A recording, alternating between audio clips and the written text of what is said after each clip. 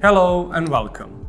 My name is Ognjen Petrovic and I am an applications engineer at Typhoon HIL. In this walkthrough, we will be focusing on the new features and improvements included in the 2025.4 software release for Typhoon HIL Control Center.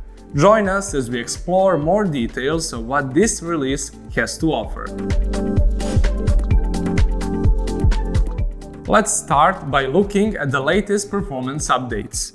We've added support for hardware-assisted CPU FPGA solver data transfer, which reduces CPU I/O workload by introducing a custom-built DMA controller for our 4th generation devices. In the Model Settings menu, you'll find that Direct Memory Access or DMA is disabled by default, but you can enable it at any time. This upgrade has a positive impact on the CPU's performance. Here, you can see the CPU's boosted performance showcased on the IEEE bus with substation model from our example library. On the left, the simulation runs with disabled DMA, while on the right, you can monitor the results with DMA enabled. In this particular example, you can observe a reduction in CPU resource demand of around 15%. We ran additional tests and collected results from several other examples, which you can see displayed on the screen. Overall, the data shows that enabling DMA noticeably improves CPU utilization compared to simulations without DMA. The exact extent of the improvement, of course, depends on the nature of the model itself. Since we are already talking about the CPU, this update also brings an improved CPU scheduler for all our devices.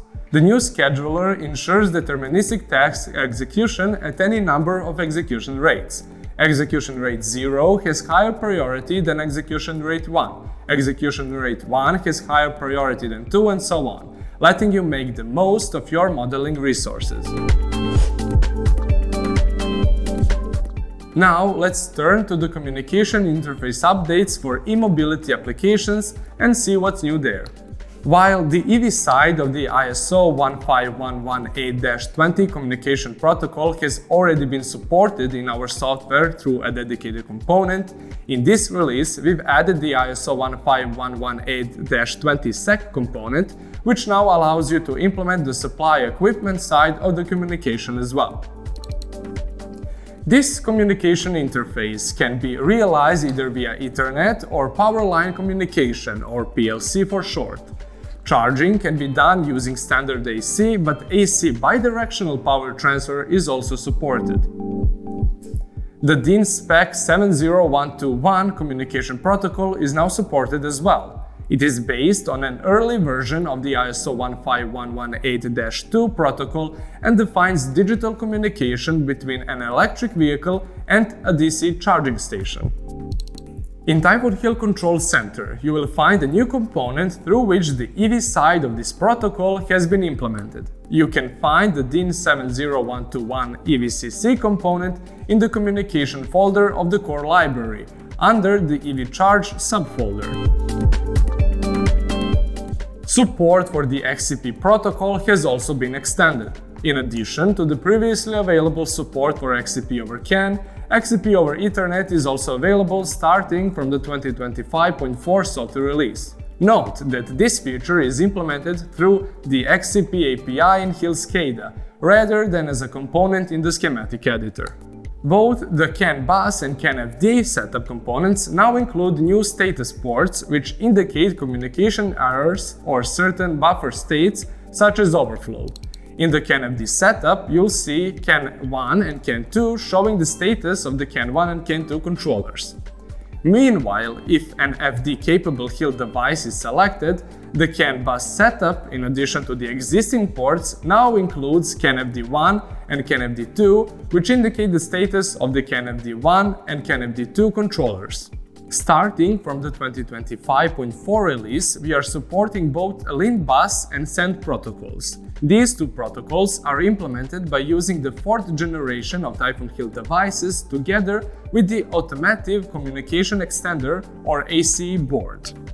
LIN, or Local Interconnect Network, is a communication protocol used for connecting low-speed electronic components and sensors within a vehicle, designed as a cost-effective and simple alternative to the CAN protocol.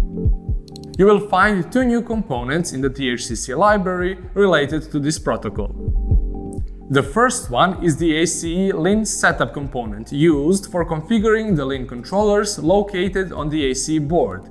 As you can see here, you can define the characteristics of 8 LIN controllers per ACE device, which is the number of controllers on the board itself. The second component is the LIN slave component, which you can use to specify the type and format of a single LIN frame to be published or subscribed to. The single-edge nibble transmission or SENT protocol is implemented in our solution in a very similar fashion. It is a unidirectional single-wire communication method defined by the SAE J2716 standard. SENT transmit behavior in Typhoon HIL is handled through the AC board. The HIL device connects over Ethernet, while the protocol runs on the AC board's GPIO pins. You have up to 8 SENT transmit controllers available per AC device. The SENT protocol is realized using two components. The AC SENT setup component, which is used for selecting the AC device ID for SENT communication and the HIL Ethernet port, and the SENT transmit component, which is used for configuring SENT transmit parameters. Continuing with communication updates, let's now turn our attention to grid modernization. A flag is now added to the Goose Publisher component to indicate whether the publisher message is sent by a test device, which in this case would be HIL device, or a real device. It can be turned on and off in the Properties window of the Goose Publisher component, and its value can be changed during simulation runtime. This flag helps the subscriber distinguish between real and simulated test results. In the Properties window of the SV Publisher component for both IEC 61850 and IEC 61869 protocols, you will now find a new tab called Faults. In it, you will be able to choose how the SV Start-Stop functionality will be controlled. Starting with the 2025.4 release, you will be able to start or stop SV streams either directly from the HIL SCADA panel or from the model using a new input port that appears when this control option is selected. When you open our time synchronization component, you will see a new property which allows you to enable VLAN tagging. This means that now communication protocols can be split across multiple virtual networks on a single physical network. You can define the priority of VLAN tagged PTP messages and the VLAN identifier, allowing you to distinguish virtual networks within the same network. Comments in the model are especially useful when multiple people are working on the same project or when you want to create an example model for demonstration purposes. In the 2025.4 software release, comments have been significantly enhanced. They can now include extra information and figures without taking up additional schematic space. When creating comments, there is an optional checkbox that, when checked, lets you add extra content. By choosing the corresponding option, you can enter and format your text or even attach a PDF or HTML file if a figure is needed. After attaching a file, you will see a small button next to the comment, which when clicked displays a viewer for the additional file or text. Software override of converter switches is now possible directly from the schematic editor. You can do this in the Switching Blocks tab of the Output Settings component. This capability builds on the concept of pre-configuring certain dynamic model settings before opening the SCADA panel. If you use this feature, an icon will appear in the Switching Blocks settings of the HIL SCADA, showing that the switch has been overridden from the schematic editor. TyphoonSim is continuously being upgraded with every software release. This time, thanks to some internal changes, we have managed to reduce the time for simulation preparation significantly. In some cases, the reduction can be up to 75%. Probes now support vectorized input as well. The growth of the TyphoonSim library of components is not showing signs of slowing down, with additional components being supported in this update as well. With the 2025.4 release, 4 new converters have been added. Moreover, we've added enhancements for some of our machine components.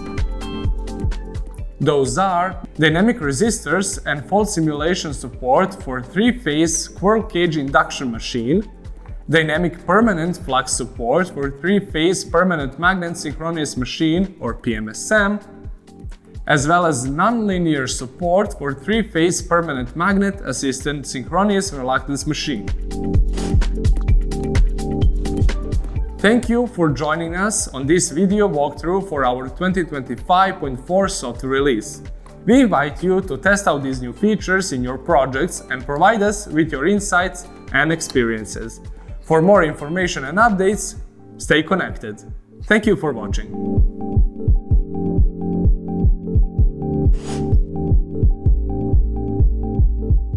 Check the video description for more resources on this topic, including how to download and get started with Typhoon HIL Control Center for free.